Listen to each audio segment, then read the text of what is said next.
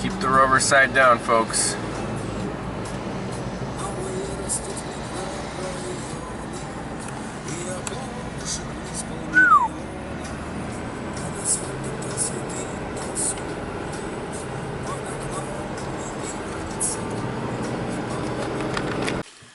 Hey everyone, welcome back to Pine Hollow Auto Diagnostics. I couldn't stay away from the island. We're back at it. Behind me, parked over there, I don't know if you can see it. It's a 1997 Acura RL with the 3.5 liter V6. Keith already took a quick look at it this morning. The symptom is rather curious. It's storing misfire codes, but when you first start it up, he says it runs smooth as glass. To get it to act up, Keith told me to hold the RPMs at around 1500 as it's warming up. And he said he can feel the cylinders dropping out one by one, and eventually it'll just, he said it shakes really bad. But as it really warms up, then the problems go away. So we have again a very limited time frame to catch this thing in the act. So we need to do our homework. That is the key to diagnosing these cars that are intermittent problem or happens only in very specific conditions, and you only have one chance to to catch it in the act.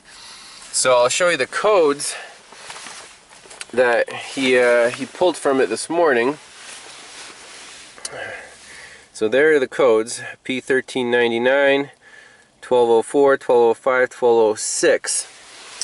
The 1399, I'm looking it up right now, and it says it's a random misfire code, and Honda does not supply any more information. So that's like a P0300. I don't know why it's a 1399, but it is what it is.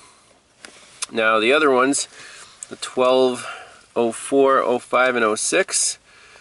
Let's see here. 1204.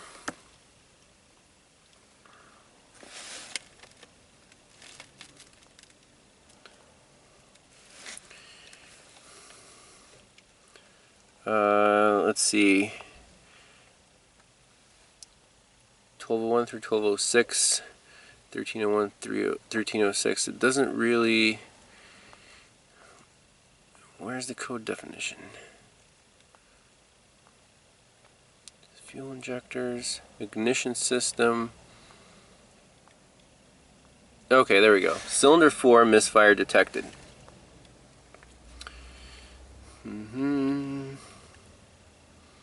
And he said those are the only codes stored, just misfire codes.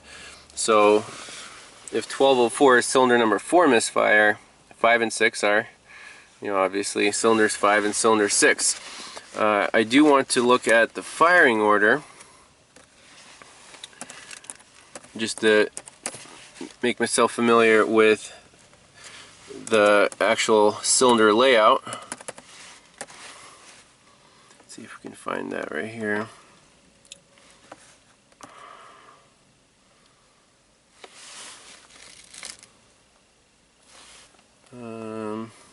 V6. Okay, here we go.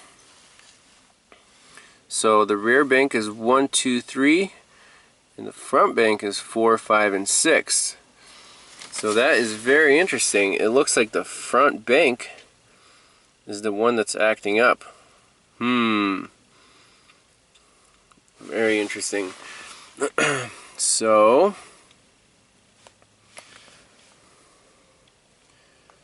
okay, there's the firing order: 1, 4, 2, 5, 3, 6. So it basically goes 1, 4, 2, 5, 3, 6. Okay, and 4, 5, and 6 apparently are dropping out. So what's the game plan? I want to pull up a wiring diagram. It would be nice to get current ramps of the ignition coils and the injectors. And we don't know. It might be a compression problem since it's bank specific. So it's kind of open-ended right now.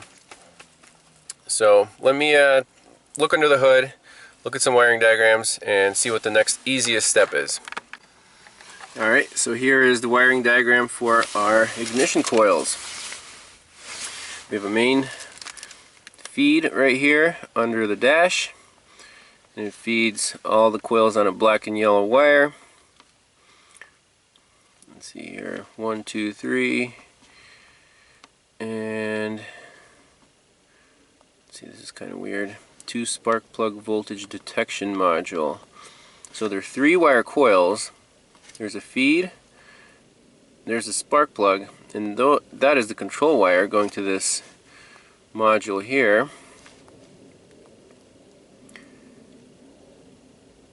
Okay, so ignition control module.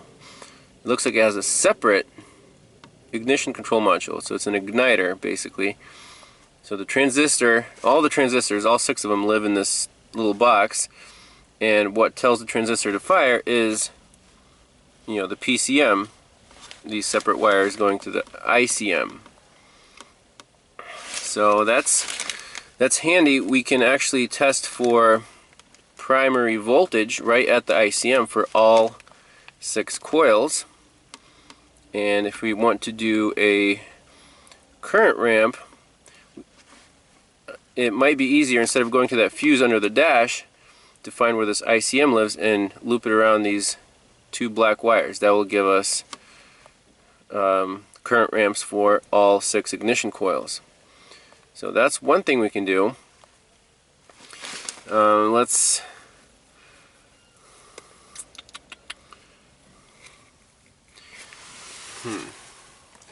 So here's my thought process. Can it be, for example, shorted injectors? It could, but I'm thinking one shorted injector on this system would not take the whole, you know, second one, the third one. It wouldn't take a whole bank out, because, you know, if it's sequentially fired, each driver is separate. It's not like a old GM when, you know, one shorted injector, like you've seen that in Scanner Danner's videos, one shorted injector takes down the whole system. So I want to focus on the ignition system here. And we're going to do that probably at this ignition control module. Alright, we're under the hood. I have the amp clamp around all 6 coil control wires going to the ignition control module, which lives right down there. So you couldn't really get to that connector, but this harness opened up real nice, and we got 6 wires, and our sync, this is cylinder 1 on that middle white wire. If you look at the wiring diagram, let's see here. So ignition coil 1, we're back probing that. And also on channel 2, I'm back probing number 6. So we're worried about 4, 5, and 6 according to our trouble codes. So I'm also back probing it right there. That's channel 2. And then our current clamp is on channel 3. That's the green trace. So let's start it up and make sure we have signals. Let's see here. Pretty fancy for a 97, huh?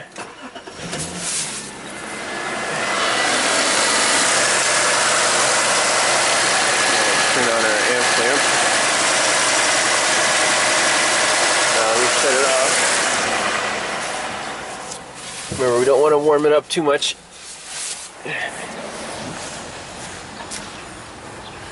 Let's see. Spacebar stops the scope. I learned that last time. So let's zoom in. Let's see here.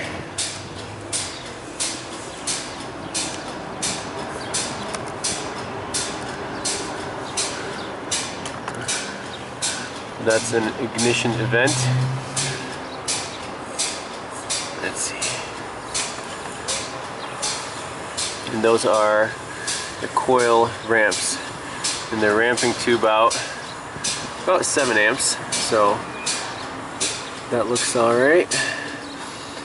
And that's an interesting spark pattern, isn't it? Wonder what's going on over here. and over there.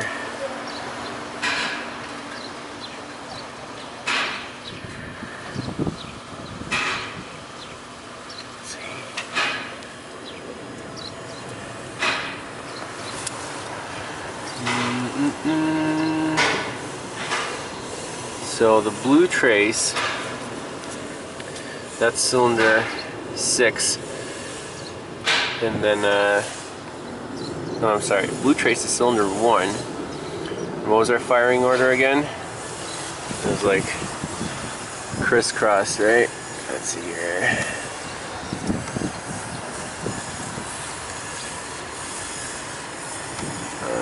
Let's go back to firing order.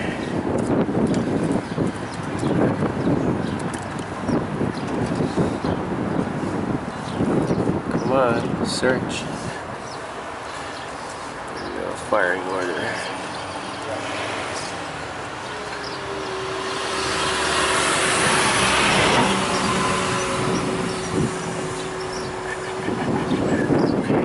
I don't know why it's rotated that way, but the order is 142536, so 142536. So our red trace should occur before our blue trace, right? 6 and then 1, and that is exactly what we're seeing. Red trace is occurring before the blue trace on consecutive current ramps. So that is awesome. See our spark line, see everything we need to see.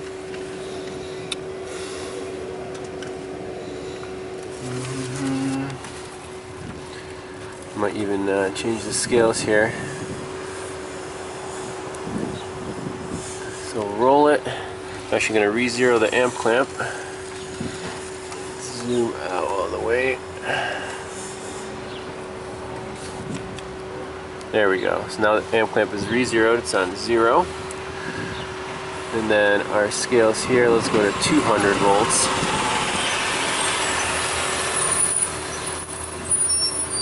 Sorry about the glare, guys. It's sunny outside, it's beautiful.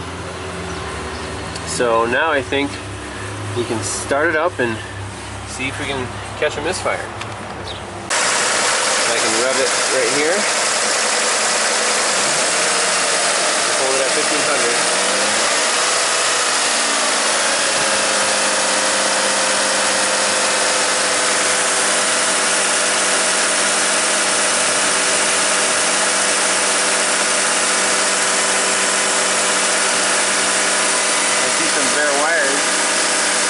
Visual inspection. I don't know what that's all about.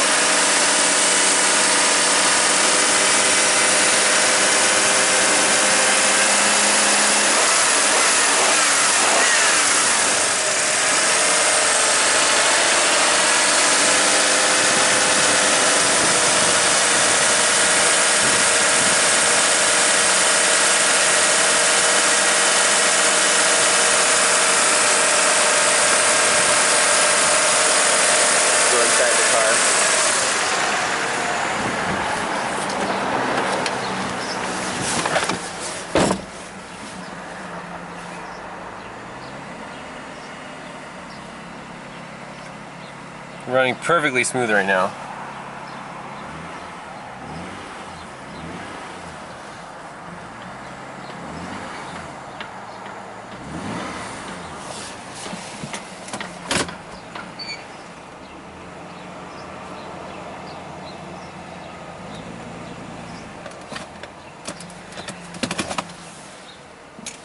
Keith said he got it to act up in park.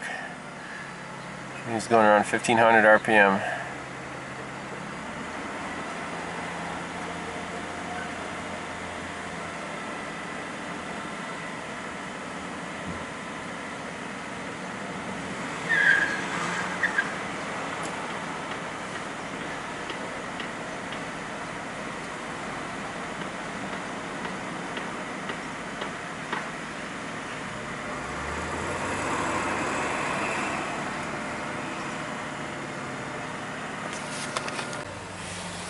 So I'm playing with RPM and I can kind of start feeling a shake right there.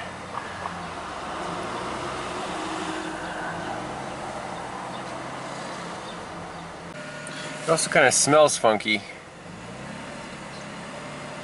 I almost want to look at these oxygen sensors, hook up a scanner. So it's interesting to note the difference in the burn times on those cylinders. So again, blue trace is known, suspected known good, cylinder 1, and the red trace is 6. You see the upward slope on the blue and the downward slope on the red. I'm thinking this bank right here is running rich for some reason. Now I'm not sure how many oxygen sensors this thing has. We can take a look at the data PIDs. But this is kind of weird. See how that line slopes down and that one is nice and flat.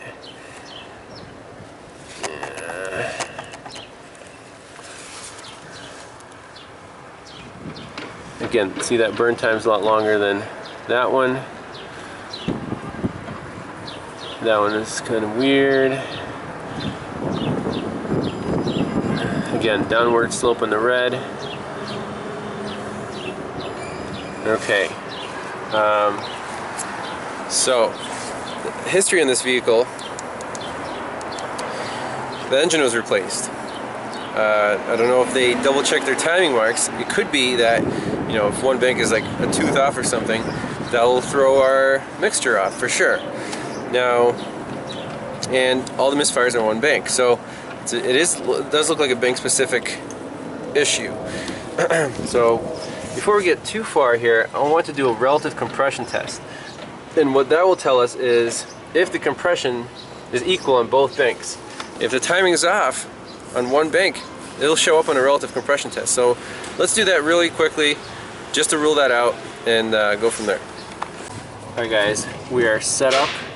Blue trace is going to be our high current amp clamp. 1 volt is 100 amps, and then the red trace is still cylinder 1 ignition. So let's try it. Crank it.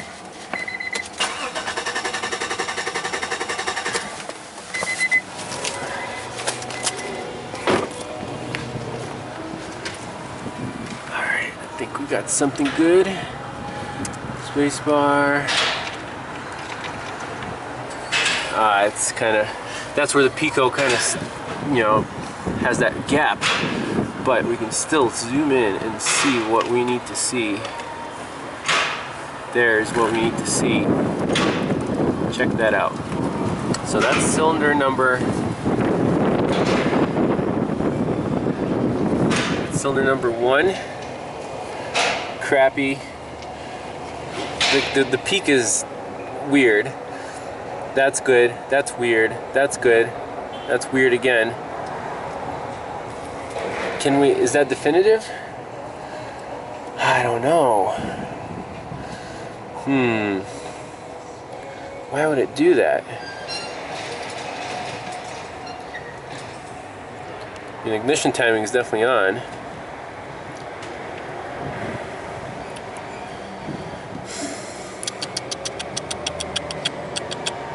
Very, very interesting. I mean, there's definitely a difference there. Every other hump is like missing its sharp peak. Alright guys, we finally got the scanner out. So not every diagnosis starts with a scanner since we already had some previous information. But there are the trouble codes. Cylinders 4, 5, and 6. Random misfire. They hide the DLC connector under the ashtray. Bizarre. So let's get in here, look at some oxygen sensor data. It does have upstream sensors on both banks. So let's see, back out of here. Let's look at data. Hopefully it's, you know, what we're used to. Sometimes Honda displays the oxygen sensor is a little weird. So let's customize that. We want fuel trims, guys. We want fuel trims. Short-term fuel trim.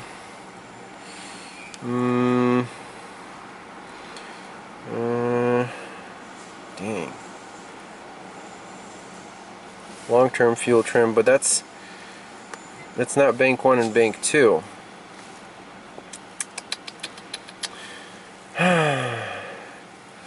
Okay, let's get out of here, change the vehicle.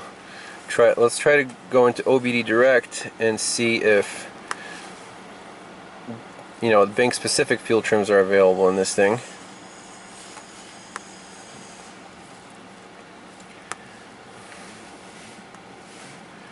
Okay.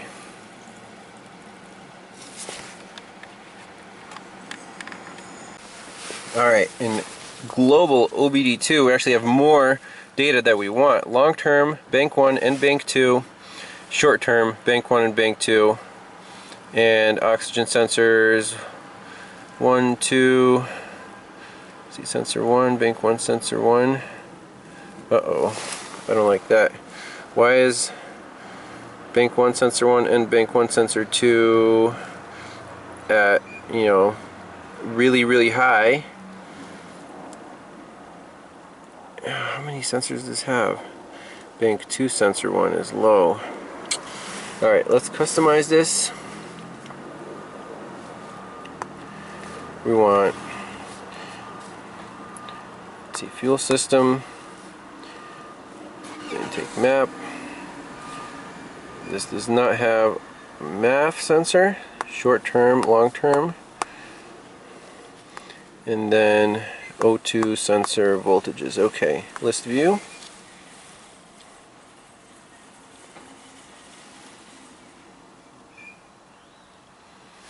Alright, start it up. See what happens here.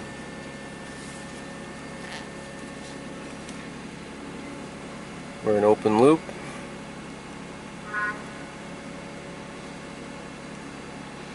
This car stinks. I don't like this. Bank 1, okay, is it coming down? Was that just a 1 sensor 2, bank 2 sensor 1? See? That might have been a bias voltage, so let's hold the RPMs up. That's why we're getting misfires on bank 2. Bank 2 sensor 1 is stuck at 0. Bank 1 sensor 1 is stuck rich. Wow. And that explains our ignition patterns too. Okay. So, bank 1 sensor 1 is really rich. That's what it's showing.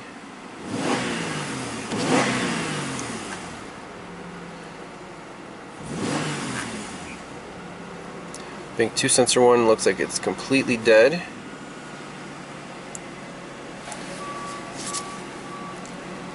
Let's see, are we in closed loop? Fuel system 1 is open loop.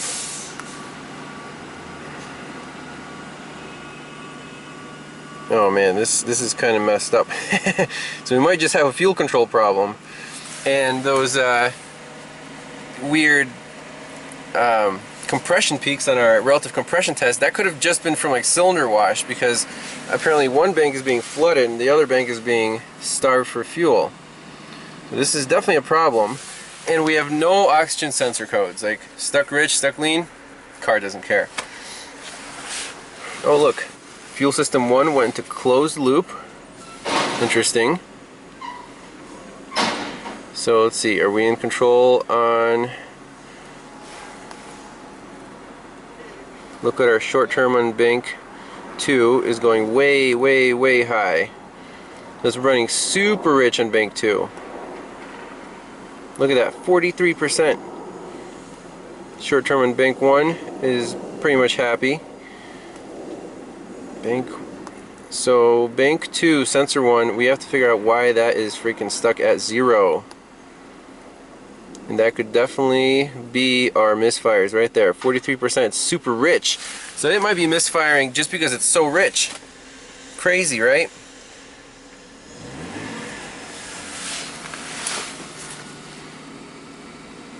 Look at that short term right there in bank 2. Yep, you can feel it. Oh, it's not happy. That's our problem. So let's go to this bank 2 oxygen sensor and see what's going on. Check engine light's blinking. It's not happy because of that. So shut her down before we foul the plugs out. Yuck. Man, this car stinks. Ah, crap. I wanted to save that data.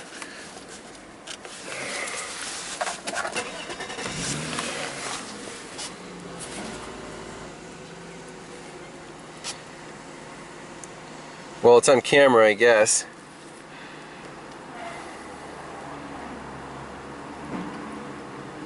Come on, come on. Now it doesn't like me. Alright, here we go, guys. Bank 1 seems happy. Right there, oxygen sensor is actually going up and down just fine. Bank 2 is stuck at 0. Look at what the short term is doing. That's causing our misfires. Through the roof. And once it pegs out, it should set some kind of code, like system lean or something, or oxygen sensor not responsive. You see, it's still in closed loop and it's at 43%. So we're going to save this data. Okay. So let's go after this bank 2 oxygen sensor and see if we can make this data PID change, or maybe do some bypass testing. Man, this car stinks. Let's look at the exhaust. Maybe we see some black smoke.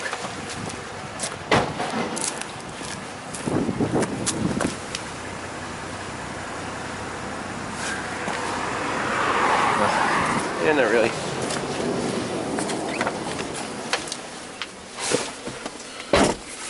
Look at that, 43%. I can't believe it's in closed loop. Alright, let's unplug the oxygen sensor, do some testing. So this is bank 2 over here.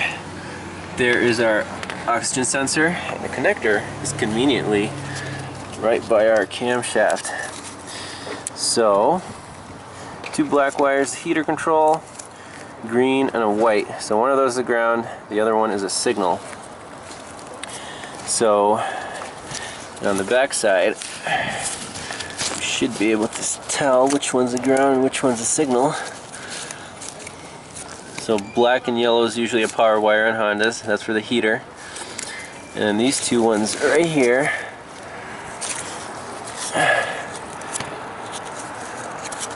green with a blue and something with a red or an orange. Anyways, let's take a test light from battery positive, touch those wires, and see if that data PID goes high. Well, what do you know? Just unplugging the sensor. So we are focused on bank 2, sensor 1. Look at that, 1.275. We'll plug this guy back in.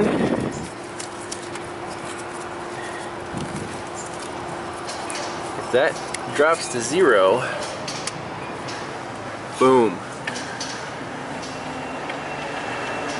That's a bad oxygen sensor. Easy as that. It should stay high like the other one, bank 1 or bank 1 sensor 1, while the car's not running. So that sensor is actually pulling down the bias voltage right now, and that's why the car is not running very well. So doing some quick checks with the test light, just for curiosity. Attach the battery positive. If we find the ground, our test light lights up. And if we find a ground on one of these wires, there you go. That is our signal return. So our signal wire should be this guy right here.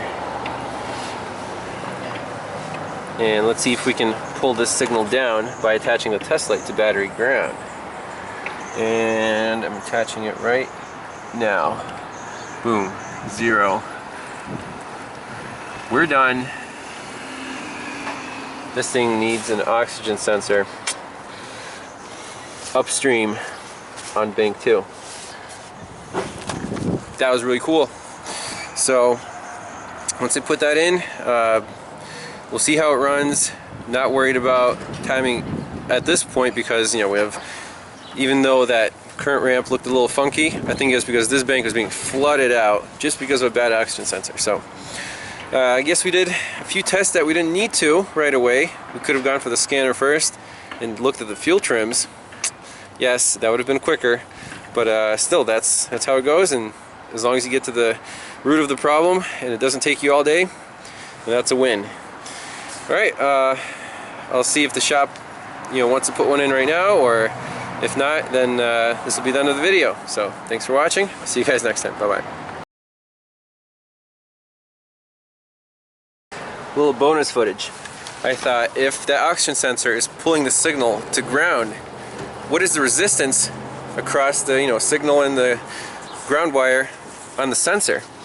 Let's do a known good first. So if I set the camera up kind of like this, you guys can see those pins. So I'm back probing it like, just those two pins right there. That's our signal in return. Like that. And look at our ohm meter. We have infinity basically. It's mega ohms. Come over to this sensor. Same measurement.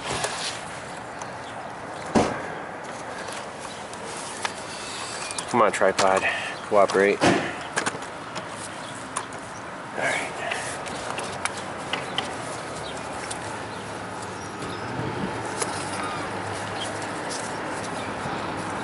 Sensor signal.